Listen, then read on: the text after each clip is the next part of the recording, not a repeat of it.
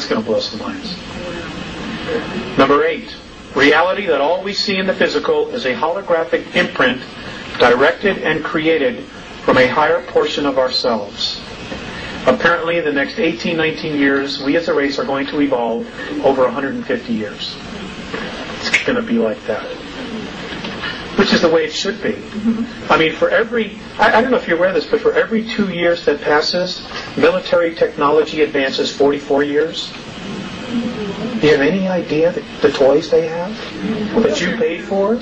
I mean, it's awesome stuff. And of course, they don't want to let us play in the sandbox. I mean, it's ridiculous. Would you go back to the one that you said before you said we will evolve over 150 years in the next coming years? In the next 18 years, we are supposed to evolve over 150 years. And then there's a statement before that, all that we see in the physical is a holographic imprint directed and created from a higher portion of ourselves. Number 9. Human consciousness is not in the brain, but located in its entirety in the energy field and aura. This is the 1.5 to 5 ounces that the body loses at the moment of death. That's who you are. That's the only part of you that's really you. You just create this to play the game here. Okay. Number 10. How our past and present educational processes have not prepared us to be completely conscious, creative thinkers. Number 11. That organic and plant life forms do exist on 7 planets and 15 moons in our solar system. Yes, ma'am. Number 11. That organic and plant life forms do exist on 7 planets and 15 moons in our solar system.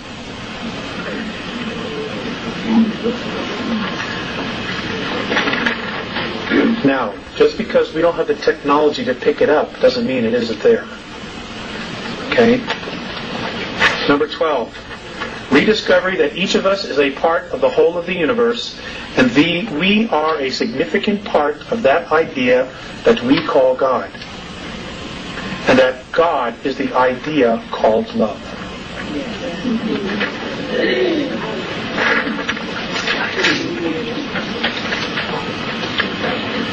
Number 13. That this accelerating self-discovery being experienced was created and activated by all of us. So, well, sir, that's a $64,000 question. If you get that answer, will you call me and let me know? I guess,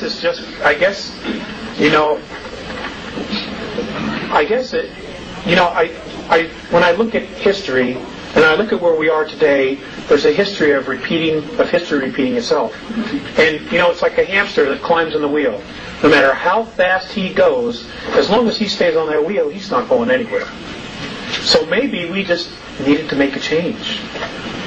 Maybe we're all sick and tired of this. Maybe we need like a vacation.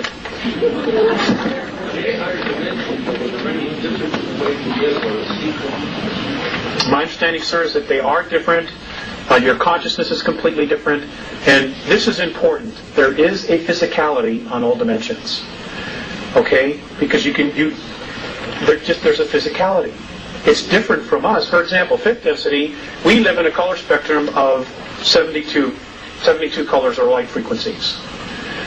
Fifth density is 214. That's a major shift. That's a major shift. Number 14. That we, as a product of extraterrestrial genetic manipulations, are possessors of a vast gene pool that has many different racial memory banks of at least 22 extraterrestrial races in our DNA. Many different racial memory banks. That means that when things get a little bit higher, our kids, you're going to start knowing things that you don't have any idea how you know. But you do know it. You will know languages. that haven't been spoken on this planet for thousands and thousands of years. You will just know because it's inside of us. We're a library.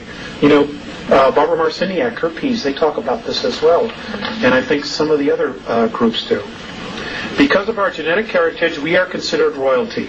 We need to acknowledge it, acknowledge ourselves, and seize our genetic heritage. Now, I'm going to end on this.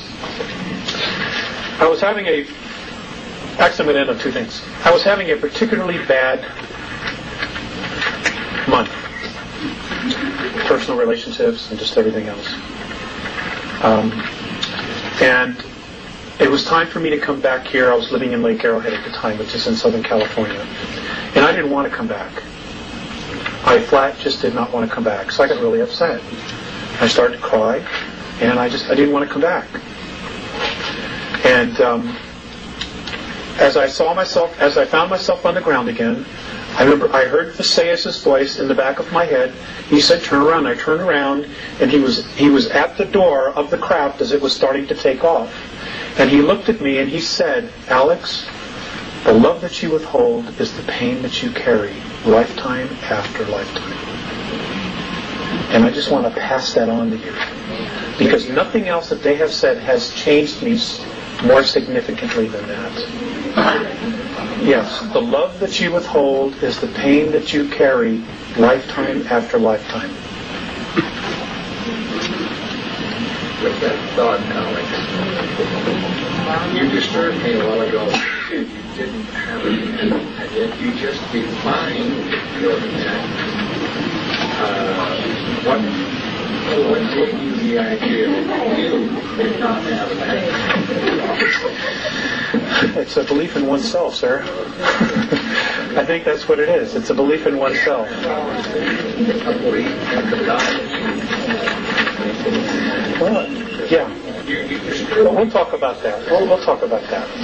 I'm trying to get all of myself away here. Hold on. I want to end up with this. I'm done with this. Squeaking and squawking. I once asked